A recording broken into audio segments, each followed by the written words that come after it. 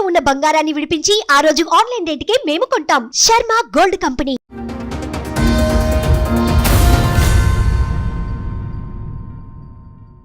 ఏంటి మేడం ఇక్కడికి రావాలని ఎందుకు అనిపించింది? అసలు అంత ప్రాబ్లం ఏంటి మ్యామ్? నేను లాస్ట్ ఇయర్ 2024లో సెకండ్ మ్యారేజ్ చేసుకున్నాను మేడం.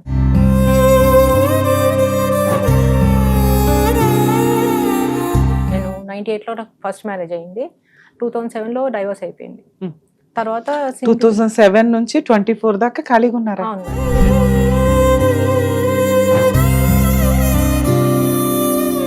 ఫస్ట్ హస్బెండ్ తో ఎట్లా ఏంటి? పెద్ద సాడిస్ట్ మేడం వాడు. అనుమాన పక్షి.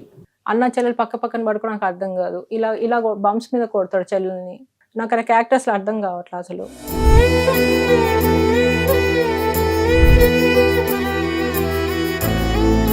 ప్రతిదానికి ఇదే డాడీ ఉన్నంత వరకు బాగానే భయంతో ఉండేవాడు. డాడీ చనిపోయాక ఇంకా స్టార్ట్ అయిపోయింది తన టార్చర్ పెట్టడం అనేది.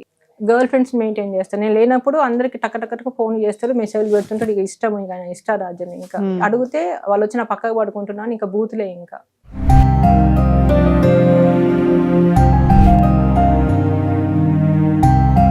మా బాబు సరిగా పట్టించుకోకపోవడం, అటు అన్నయ్య వదిన వాళ్ళు కూడా ఎందుకు అన్నట్టుగానే ఉండేవాళ్ళు. అంటే నువ్వు నీ బతికి ఇంతే, ఇంకా నువ్వు ఇక్కడ చావాల్సింది అన్నట్టుగా ఉండేవాళ్ళు వాళ్ళు.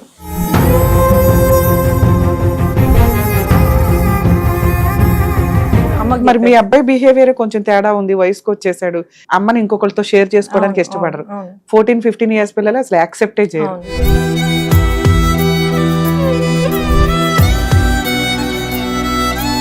11 months కనిపించని ఫేస్ 1 week లో కనిపించింది.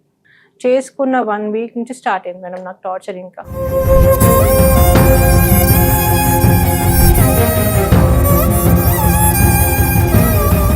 సో అలాంటి అమ్మాయి మీద కూడా ఎలిగేషన్స్ ఏమొచ్చినాయి? 1 year బ్యాక్ ఏం తెలిసిందంటే, నేను రాకముందు మ్యాట్రిమోనియల్ సైట్లో ఎవరైతే వేరే వాళ్ళు ఉన్నారు వాళ్ళతో ఇంకా కంటిన్యూషన్ అవుతున్నాడు మేడం, నలుగురితోటి.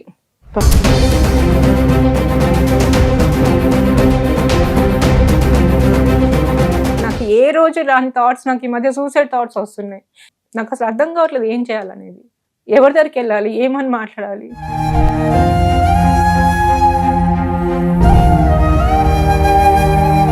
టైం స్పెండ్ చేయరు, నోటికి వచ్చినట్టు మాట్లాడడం, క్యారెక్టర్ అసాసినేషన్ చేయడం, లేకపోతే మీరే క్యారెక్టర్ లేకుండా ఉండడం. ఎక్కడో పడుకొని వచ్చి మళ్ళీ ఇవి పక్కన పడుకుంటానంటే ఏ స్త్రీ యాక్సెప్ట్ చేయదు. Basic sense. ఒకవేళ ఇలాంటి ప్రాబ్లం ఎవరికన్నా ఉంటే కొడుకులు కూతుర్లు ఆలోచించండి. మీ లైఫ్ మీతో పాటు మీ అమ్మ మీకు కావాలి అంటే ఖచ్చితంగా అమ్మని కాపాడుకోండి.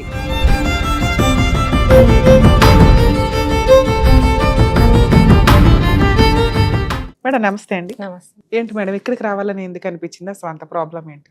మ్యామ్ నేను లాస్ట్ ఇయర్ 2024లో సెకండ్ మ్యారేజ్ చేసుకున్నాను మేడం. నేను 98లో నాకు ఫస్ట్ మ్యారేజ్ అయింది. 2007లో డైవర్స్ అయిపోయింది. తర్వాత 2007 నుంచి 24 దాకా ఖాళీగా ఉన్నారా? అవును మేడం. పిల్లలు కాబట్టి. ఎంతమంది పిల్లలు? ఫస్ట్ ఇద్దరు మేడం, ఒక పాప బాబు. ఫస్ట్ హస్బెండ్ తో ఎట్లా ఏంటి? పెద్ద సాడిస్ట్ మేడం వాడు. అనుమాన పక్షి. ప్రతిదానికి ఇదే డాడీ ఉన్నంత వరకు బాగానే భయంతో ఉండేవాడు. డాడీ చనిపోయాక ఇంకా స్టార్ట్ అయిపోయింది తన టార్చర్ పెట్టడం అనేది. అనుమానించడము, చెక్ చేసుకోవడము, ఈ టార్చర్ బాగుండేది. తర్వాత డాడీ చనిపోయినాక ఇంకా అన్నయ్యలు పట్టించుకోలే, ఎక్కువ ఎందుకులే అన్నట్టుగా ఉండేవాళ్ళు. ఇంకా నేను స్టెప్ తీసుకున్నాను. ఇంకా 2007లో నేను స్టెప్ తీసుకొని నేను మమ్మీ దగ్గరికి వచ్చేసాను. ఇంకా పిల్లల్ని చూసుకున్నాను. 2007 వరకు ప్రాసెస్లో డైవర్స్ అయిపోయింది. అక్కడ డైవర్స్ అయిపోయింది, పేపర్స్ ఉన్నాయి. Mutual divorce? Mutual divorce. Super. Okay. తర్వాత 2020లో కరోనా టైంలో పాప చనిపోయింది. కోవిడ్ వల్ల? కోవిడ్ వల్ల. ఒక బాబు పాప బాబు. బాబున్నారు. అదే బాబు ఏంటి అంత ఏజ్ ఎప్పుడు? వాడిది ఇప్పుడు 23 మేము. వాడికి ఇప్పుడు చదువు అయిపోయింది, జాబ్ చేస్తున్నాడు వాడు. సో 23 నుంచి కొద్దిగా లోన్లీగా ఫీల్ అయింది మేము బాగా. దానికి చాలా కారణాలు ఉన్నాయి. మా బాబు సరిగా పట్టించుకోకపోవడం, అని వాళ్ళ డాడీ జీన్స్ వచ్చాయి. సరిగా పట్టించుకోకపోవడం, సరిగా చదవకపోవడము, ఏది పట్టించుకోకపోవడం. నాకేంటి మా మామయ్య ఉండు కదా, మమ్మీ ఎంత చూసుకుంటాలే అన్న ఒక ధీమాతో అసలు ఎంత చెప్పినా వాడు వినేవాడు కాదు. అటు అన్నయ్య వదిన వాళ్ళు కూడా ఎందుకు అన్నట్టుగానే ఉండేవాళ్ళు. అంటే నువ్వు నీ బతికి ఇంతే, ఇంకా నువ్వు ఇక్కడ చావాల్సింది అన్నట్టుగా ఉండేవాళ్ళు వాళ్ళు. తర్వాత నాకెందుకో లోన్లీగా బాగా ఫీల్ అయ్యి, ఒక మా ఫ్రెండ్ ఉంది రజని అని చెప్పేసి, తన హస్బెండ్ అప్పుడే కరోనా టైం చనిపోతే తను మ్యాట్రిమోనిలో పెట్టుకుంది, సైట్లో పెట్టుకుంటే తనకి మ్యాచెస్ వచ్చాయి. తను ఆ బీజం అనేది వేసింది, నువ్వు కూడా ఎందుకు లోన్లీగా ఉంటావే, నువ్వు ఒక తోడుగా చూసుకో అని చెప్పి. అంటే మీకు ఇన్ని ఇయర్స్ లో, ఈ 17 ఇయర్స్ లో అనిపించలేదా నాకు ఎప్పుడు ఒక తోడు కావాలి, రేపు రోజున పిల్లల పెళ్లిళ్ళు అయిపోయి వాళ్ళ దారిన వాళ్ళు అసలు అన్ని వెళ్ళిపోతారు? ఇయర్స్ ఎట్లా గడిచింది నాకు తెలియదు మ్యామ్. పిల్లలు జాబ్ చేసుకుంటూ పిల్లలు చూసుకుంటూ వచ్చాను మ్యామ్ నేను. ఇంకా బిజీయే సరిపోయింది. busy కెరియర్, సరిపోయింది. పిల్లలకి అంతే. తిండి పెట్టాలి, చదివించాలి, సేఫ్టీగా ఉన్నంతలో ఎంత చేసుకోగలగలో ఓపుకున్నంత వరకు చేసి పడేసారు. అంతే.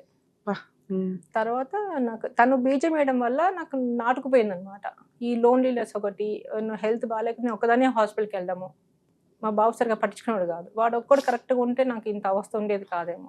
ఈ మ్యాట్రిమోన్లో పెట్టుకున్నప్పుడు ఈయన ప్రజెంట్ మా హస్బెండ్ ఉన్నాడు కదా, ఆయన మ్యాచ్ తను చూసి పంపించాడు, మేడం నాది డీటెయిల్స్ ఇది, మీరు చెప్పండి అంటే నా డీటెయిల్స్ అని చెప్పాను.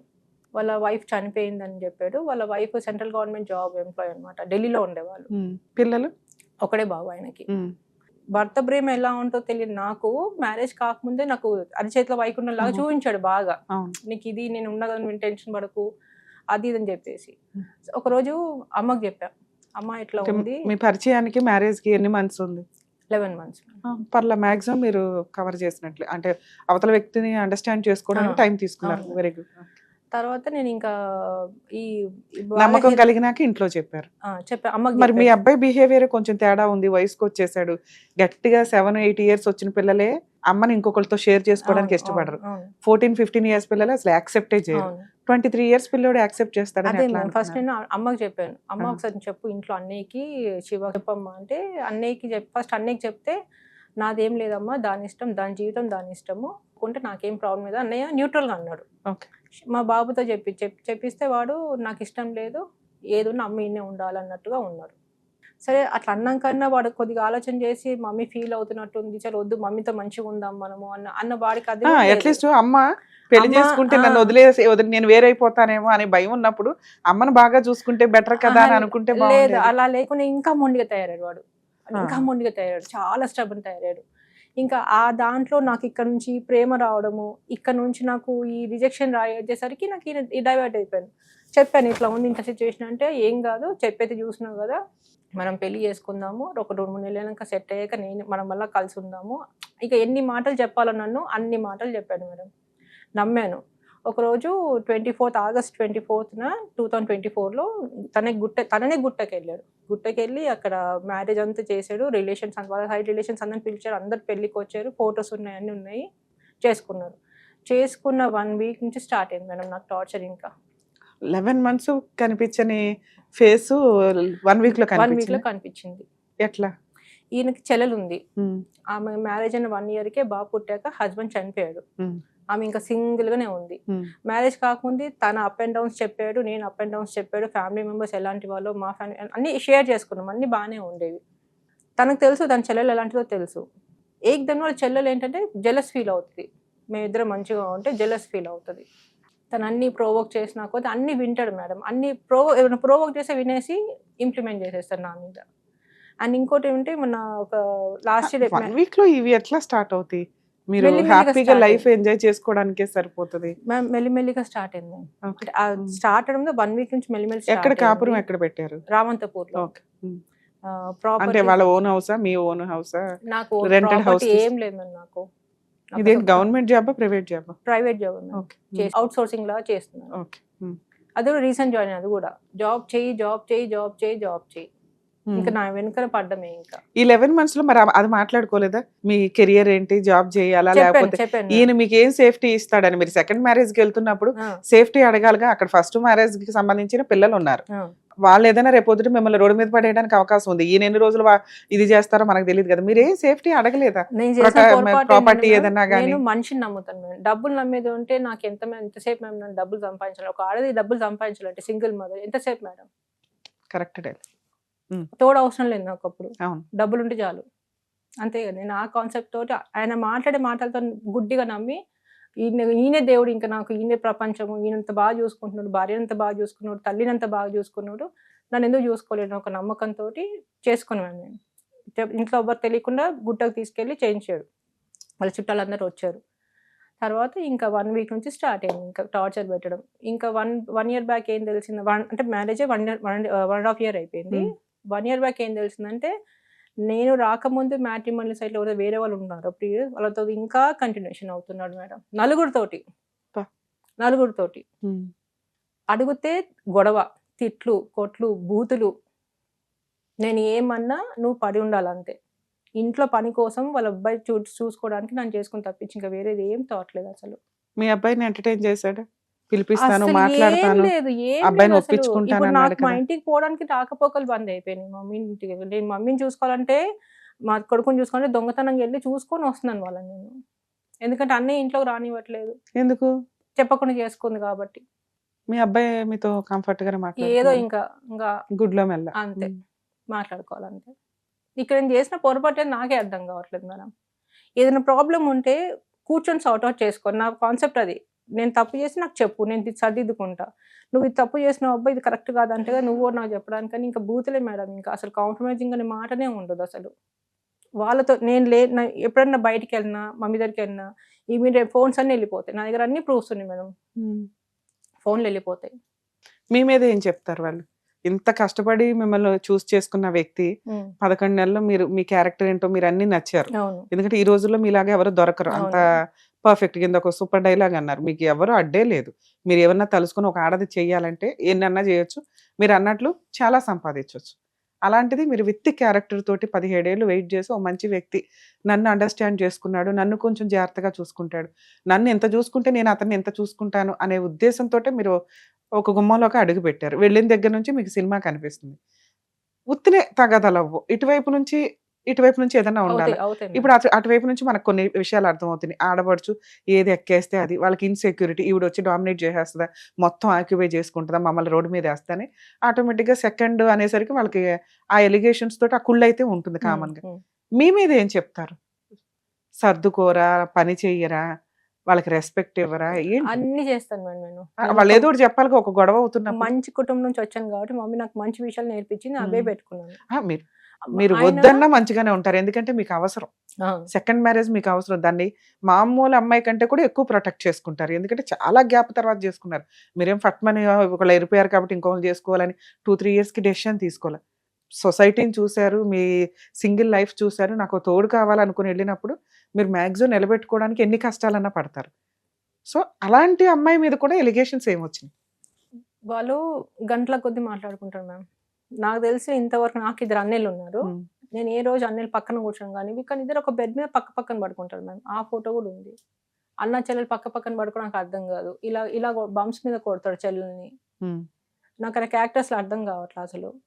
గర్ల్ ఫ్రెండ్స్ మెయింటైన్ చేస్తా. నేను లేనప్పుడు అందరికి టక టక టక ఫోన్‌లు చేస్తారు. మెసేజ్‌లు పెడుతుంటాడు. ఇక ఇష్టం ఇంక ఆయన ఇష్టారాజ్యం ఇంకా. హ్మ్. అడిగితే వాళ్ళొచ్చి నా పక్కకు పడుకుంటున్నా అని ఇంక బూతులే ఇంకా.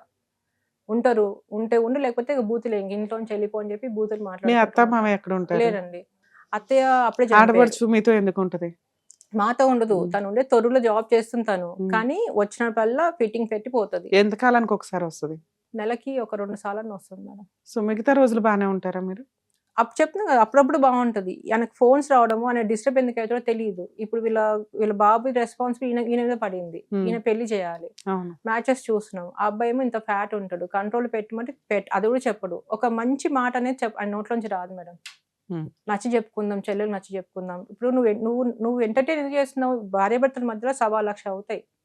థర్డ్ పర్సన్ ఎంటర్‌టైన్ చేస్తే ఆటోమేటిక్‌గా డీవియేట్ అవుతదది బంధం అనేది. నువ్వెందుకు ఎంటర్‌టైన్ చేస్తావు? నువ్వు మీ అక్క అంటే వాళ్ళ ఫస్ట్ వైఫ్ ఉన్నప్పుడు మీ ఇద్దరు ఎలా ఉండేవాళ్ళు? అలా నాతో ఉండడానికి ప్రాబ్లమ్ ఏంటి? మధ్యన ఎందుకు నేను తప్పు చేస్తే నాతో మాట్లాడు. నువ్వెందుకు ఇట్లా తప్పు చేసినావు? ఇది కరెక్ట్ కాదని చెప్పు. నువ్వు పెద్దోడివి నువ్వు 53 ఇయర్స్ మ్యామ్ ఇప్పుడు ఆయనకి. హ్మ్. నువ్వు చెప్పు కరెక్ట్ చెప్పు. నీ కూతురిని అనుకోని నాకు మందలించిన వింటా. వినకపోతే అప్పుడు నువ్వు మాట్లాడు. హ్మ్. ఏముండదు మేడం. అరుస్తాడు. బూతులు తిట్టుకుంటూ అరుస్తాడు. అన్నిటి వాళ్ళ కొడుకు సాక్ష్యం. వాళ్ళ కొడుకు కూడా ఉన్నాడు. అబ్బాయి వాడికి ఎలా నచ్చట్లా. ఉంటాడు మీతో? ఆమె అతను మీతో ఎలా ఉంటాడు? బావుంటాడు. బానే వాడు ఉంటాడు నాకు పిల్లాడు. చాలా బావుంటాడు వాడు. వాడు నాకు నిలబడతాడు. స్టాండ్ నిలబడతాడు. గొడవైనప్పుడు కొట్టడానికొస్తే నై పాప నై అంటే తను హ్మ్. పుట్టినది ఢిల్లీలో కాబట్టి హిందీలో హ్మ్. మాట్లాడుకుంటాడు. మమ్మీకో నైమా పాప అని చెప్పి మధ్యలో వస్తాడు అబ్బాయి. ఓకే. మిమ్మల్ని కొట్టే అంత సీన్ ఎందుకొస్తది? అంటే మీదకొచ్చే అంత కోపం ఎందుకొస్తది ఆయనకి? మీరేం చేస్తారు? ఆయన అనే మాటకి నేను సెల్ఫ్ డిఫెన్స్ చేసుకోవద్దు. అసలు సెల్ఫ్ ప్రొటెక్ట్ ఒక గొడవ చేసుకోవద్దు. ఎందుకు స్టార్ట్ అవుతది ఎగ్జాంపుల్ మేడం? చెప్తాను. మీరు గొడవ పడేలాగా కనిపించట్లే. ఎగ్జాంపుల్ మీకేమైనా సైకలాజికల్ డిప్రెషన్ ఉందా? ఓవర్ ఎక్స్‌పెక్టేషన్స్ ఉన్నాయా? ఇవేమన్నా ఉంటే సడన్ గా మీరేమన్నా రియాక్ట్ అవ్వడం, ఎందుకంటే నాకేం కనిపించట్లేదు. మ్యామ్ ఎక్స్పెక్టేషన్స్ కి ఓవర్ ఎక్స్పెక్టేషన్ నాకు కొంచెం ఎగ్జాంపుల్ చెప్పండి మ్యామ్ నాకు. మన అర్హత ఎంతో అంత ఎక్స్పెక్ట్ చేయడం, ముందు మనం ఆ ఇంట్లో ఒక భర్త- స్టాండ్ తీసుకోవాలి. ఇప్పుడు ఎక్కడికి వెళ్ళినా భర్తతో వెళ్ళాలి నేను. ఒక సినిమాకి వెళ్ళినా, టెంపుల్కి వెళ్ళినా. కుదిరితే వెళ్తాం, లేకపోతే లేదు. అంతే ఖచ్చితంగా కదా. అలాగే వెళ్ళాలని కత్తి పెట్టి దాన్ని తీసుకెళ్తావు చస్తావు అని చెప్పేసి అన్నాను కదా. దాన్ని అవునా? ఓవర్ ఎక్స్పెక్టేషన్స్ అంటారు. అది. సో అలాంటి ఎక్స్పెక్టేషన్స్ పెట్టుకోవద్దు నేను. బేసిక్ ఎక్స్పెన్సెస్ కూడా ఒకదాని- పెట్టుకోవద్దు. ఒకదాని అసలు మీరు చేసుకున్నదే బేసిక్ ఎక్స్పెక్టేషన్స్ కోసం. ఓకే, అవి- 10 సార్లు కాకపోతే ఒక 5 సార్లనే ఈయన బయటికి తీసుకెళ్తే బాగుంటది, నాకు తోడున్నాడు అనేది తెలుస్తుంది. బెడ్రూమ్ మరి 11 months లో మీరు ఎక్కడ బయట షికార్లకు కానీ వీటికి తీసుకెళ్ళాడు మేడం. పెళ్లి అప్పుడు బానే వెళ్ళాడు. బాగా తీసుకెళ్ళాడు. టెంపుల్స్ కి వెళ్ళే వాళ్ళం బాగా. టెంపుల్స్ కి వెళ్ళే వాళ్ళం. అవన్నీ చూసి పడిపోయారు. అదే చెప్తున్నాం కదా మేడం. ఇప్పుడు ఆకలితో ఉన్నవాడికి ఫుల్ మీల్స్ పెడితే వాడు తినకుండా ఉంటాడా? సేమ్ అంతే మేడం, నా పరిస్థితి అంతే. ఒక భర్త ప్రేమ పొందని దాన్ని అంత మంచి చూపించేసరికి పొంగిపోయాను. ఇది నిజమే అసలు అనుకున్నాను. అందులో 50% కూడా చేయట్లేదు ఆఫ్టర్ అసలు మ్యారేజ్. ఇంకా రోజు రోజుకి దిగజారుతుంది రిలేషన్ తప్పించి మ్యామ్. సెట్ అవ్వట్లా అసలు. మీరు ఇప్పుడు అతనితో కలిసి ఉన్నారా, లేకపోతే కలిసే ఉన్నాను, మాటలు లేవు. ఇంట్లో చిన్న మీరు చిన్న వంట చేస్తుంటే ఆయన తింటారా? శుభ్రంగా. మీ శాలరీ ఏం చేస్తారు? శాలరీ అంటే ఇంకా మొన్న రీసెంట్ గా జాయిన్ అయ్యాను. ఇంకా 1 month అవ్వలేదు ఇంకా. సో మరి ఈ 1.5 year నుంచి మీకు ఎక్స్పెన్సెస్ ఏమైనా కావాలంటే నా సొంతంగా డబ్బులు నేనే పెట్టుకున్నా. ఎక్కడి నుంచి వస్తాయి మీకు? నాకు FD అంత ముందు ఉన్న వాటిని వాడుతున్నారు. ఉన్నాయి. అవి నాకు మరి మీ అబ్బాయి ఏం చెప్పడా, నాన్న ఇవ్వు అమ్మకి ఏమన్నా అని? వినడు. ఎవ్వరి మాట వినడు మ్యామ్. ఎంత శాలరీ వస్తుంది సుమారు? నాకు ఇంత ప్రాపర్టీస్ వాల్యూ 11 months లో మాట్లాడుకున్నప్పుడు తెలుసు. చెప్పలేదు. శాలరీ చెప్పలేదు మ్యామ్. నేను అడగలేదు, తను చెప్పలేదు. ఒకటే అన్నా, చూడబ్బా నాకు నీ ప్రాపర్టీ ఒక్క పైసా నాకు అవసరం లేదు, మొత్తం నీ కొడుకు పేరు తీసుకో, నాకు నీ తోడు కావాలి, నీ తోడు కోసం చేసుకున్న తప్పించి డబ్బుల కోసం కాదు అని పెళ్లి కాకుండా చెప్పిన, పెళ్లి అయినాక కన్ఫర్మ్ చేసి చెప్పిన. నేను అసలు చేసుకున్న ప్రాపర్టీ గురించి కాదు మేడం, నాకు అవసరం డబ్బు అవసరమే లేదు. నాకు మంచి తోడు కావాలి. అది బేసిక్ అర్థం అవుతుంది. సరే మేడం, ఇది మీరిద్దరు మాట్లాడుకోవడానికి అంత ముందు అయితే ఏదో రెస్టారెంట్ కో పార్కో వచ్చేవాడు, షేర్ చేసుకోవడానికి బాగుండేది. ఆఫ్టర్ మ్యారేజ్ కనీసం ఇంట్లోనే టైం ఇవ్వట్లే, ఇంకా బయట ఏమి ఇస్తాడు మేడం అంటున్నారు మీరు. ఇక్కడ ఏమి ఎక్స్పెక్ట్ చేసి వచ్చారు? న్యాయం కావాలి మేడం. ఏం న్యాయం? ఇది మీ ఇద్దరికి 4 గోడల మధ్య జరిగే విషయం. జరగాల్సిన విషయాలు తను నాతో రెడీగా లేడు మాట్లాడడానికి. ఎందుకు ఇట్లా అవుతుంది, నేను చేసిన పొరపాటు ఏంటి, అసలు ఎందుకు అంత చిన్న చిరాకు, ఎందుకు ఈ గర్ల్ ఫ్రెండ్స్ ఏంటి, అసలు నాకు అర్థం కాదు. నాకు ఇది కావాలి మేడం. వీటి వల్ల మీకు వస్తున్న లాస్ ఏంటి?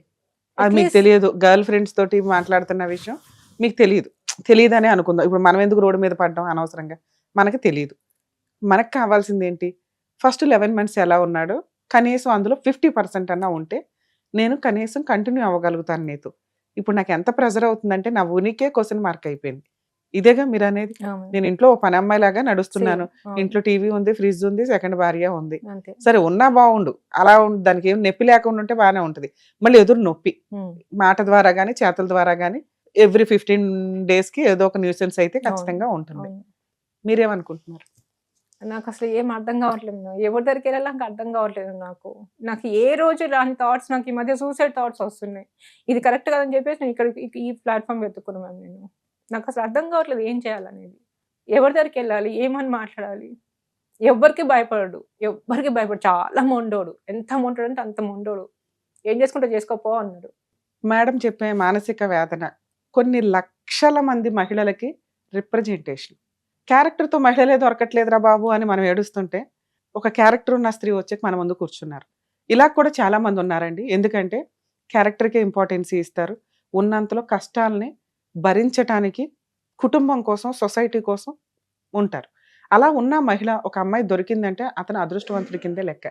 అలాంటి ఒక బంగారాన్ని జాగ్రత్తగా కాపాడుకోవడం రాక 11 నెలలో 12 నెలలో ఖచ్చితంగా ట్రాప్ చేసి వలేసి పట్టుకొని ఒకసారి మా దగ్గరకు వచ్చింది కాబట్టి పక్కన పడేద్దాము, ఇంట్లో ఒక వస్తువులాగా పడి ఉంటుంది, లేకపోతే ఒక పని అమ్మాయిలాగా పడి ఉంటుంది అంటే ఈ రోజున అలా ఉండడానికి ఏ మహిళలు రెడీగా లేరు.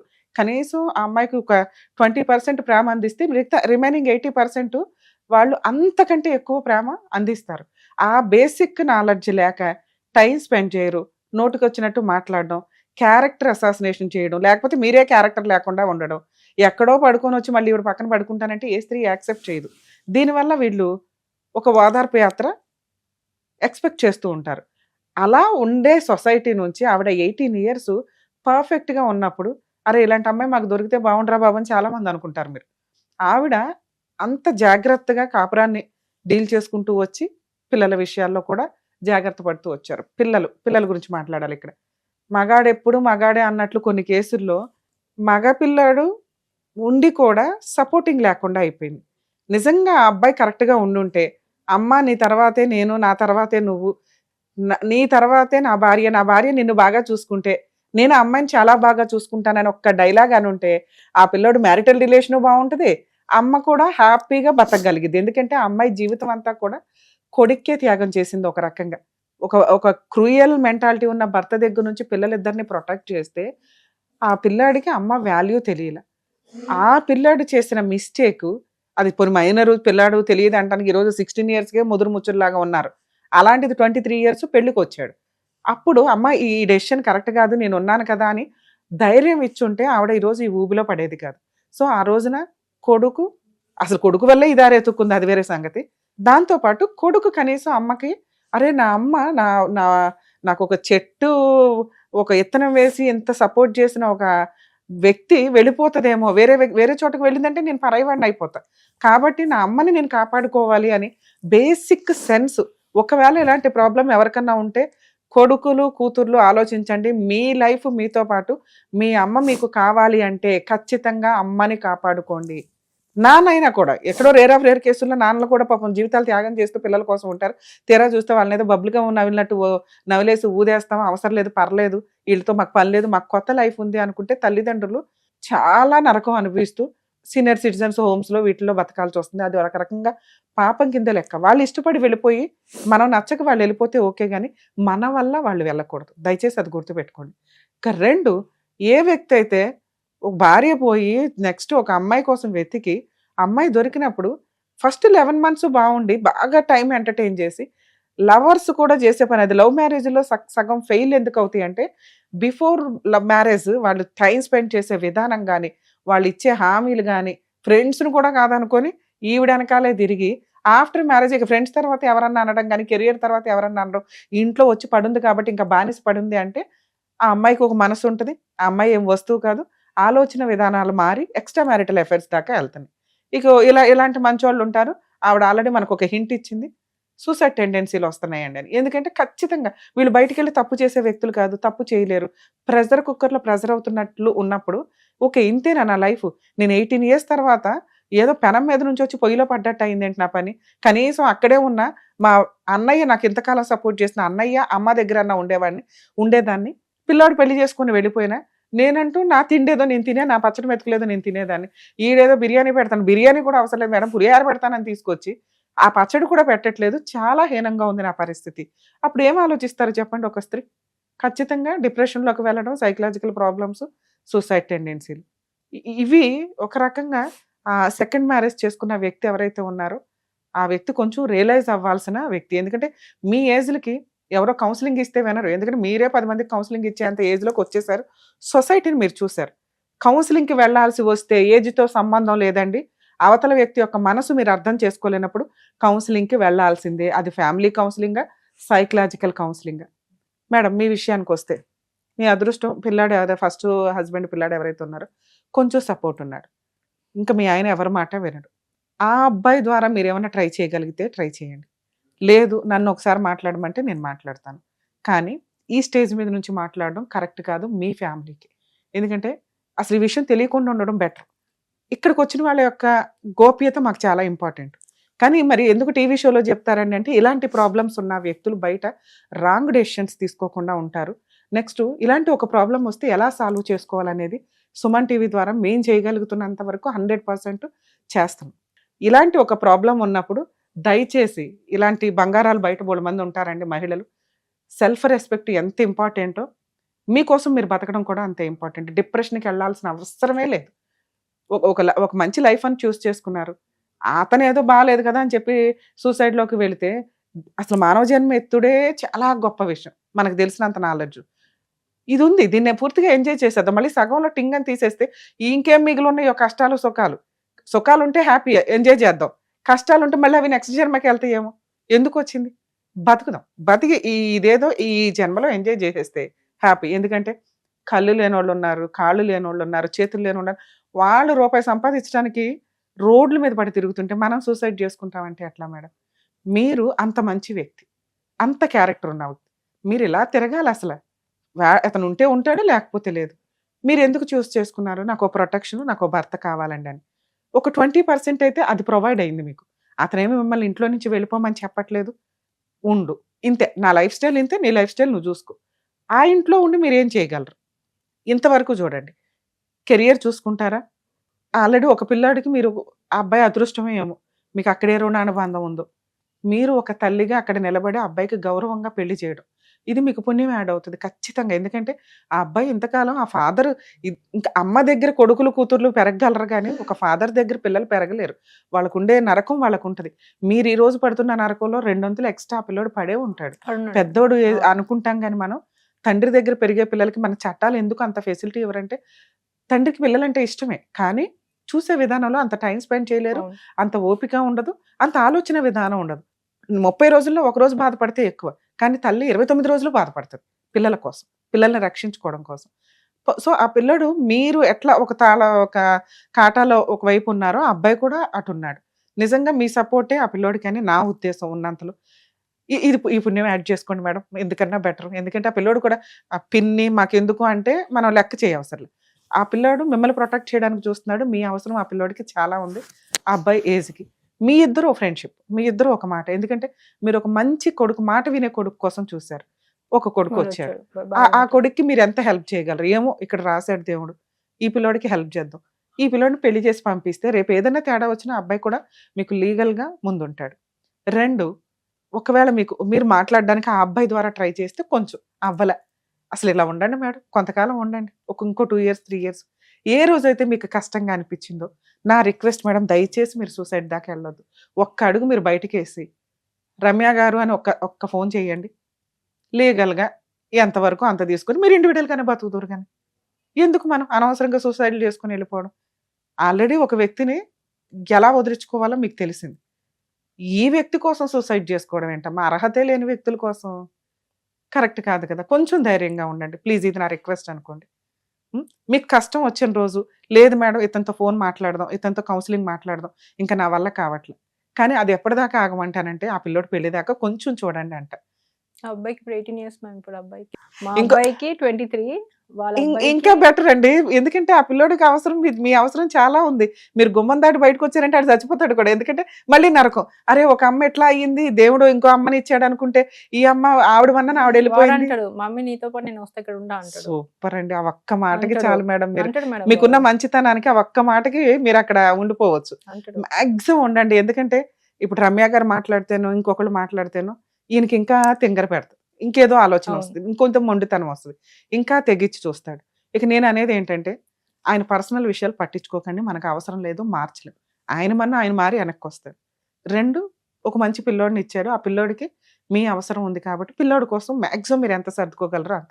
పిల్లోడిని తీసుకొని ఎళ్ళండి బయటికి. షికార్లకి ఎళ్ళటమా ఏంటని ఆ పిల్లోడికి ఎంత మెమరీస్ వచ్చినట్టు. దేవుడు మిమ్మల్ని పంపించాడు ఆ పిల్లోడికి ఒక రకంగా. ఇక 3 మీకు ఇద్దరికీ కష్టం వచ్చిన రోజు లీగల్‌గా మీరు టాప్ మోస్ట్‌లో ఉన్నారు. ఎక్కడా వెనకాడాల్సిన పని లేదు. ఆయన ఫైనాన్షియల్ గురించి మీకు తెలియవసరలా మీ లాయరే తెప్పిస్తారు.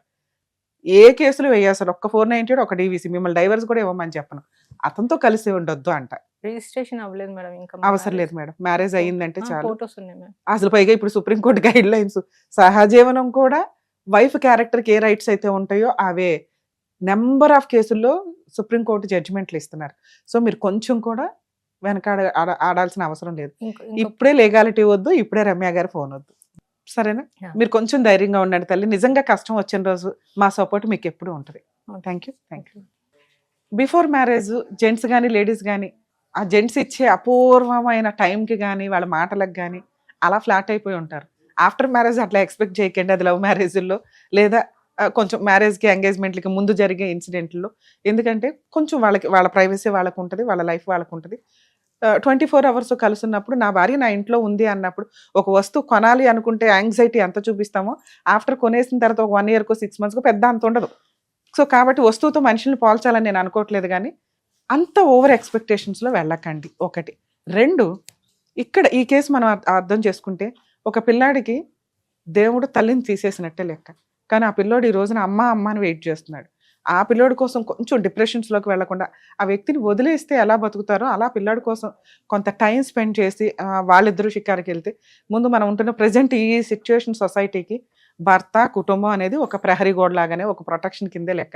అవి లేకుండా కూడా హ్యాపీగా బతకగలరు. కానీ అవి కావాలి అనుకునే మహిళ ఎవరైనా ఉంటే కనుక వాళ్ళకి అది ప్రొటెక్షన్ కిందే. అతనేమి ఇంట్లో నుంచి బయటకు పొమ్మని అనట్లేదు. అలాగే పని కట్టుకుని తగాదా పడితే ఎక్స్పెక్టేషన్స్ చేస్తేనే ఆవిడ గొడవ వస్తుంది తప్ప నార్మల్గా ఎలా ఉండాలో అలా ఉండి ఆయన పట్టించుకోకుండా ఉంటే కొంచెం మ్యారిటల్ లైఫ్ కొంచెం కంటిన్యూ అవుతుంది. అలాగే ఆయన కౌన్సిలింగ్స్ కూడా వచ్చే టైప్ లాగానే కనిపిస్తున్నారు.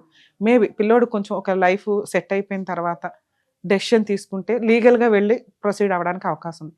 కానీ మహిళలు ఎప్పుడైనా కానీ ఆఫ్టర్ మ్యారేజ్ బాధ్యతలు ఇవన్నీ ఉంటాయి కాబట్టి కొంచెం ఓవర్ ఎక్స్పెక్టేషన్స్ తగ్గించుకోండి. హ్యాపీగా ఉండాలని ఎక్స్పెక్ట్ చేస్తున్నాను.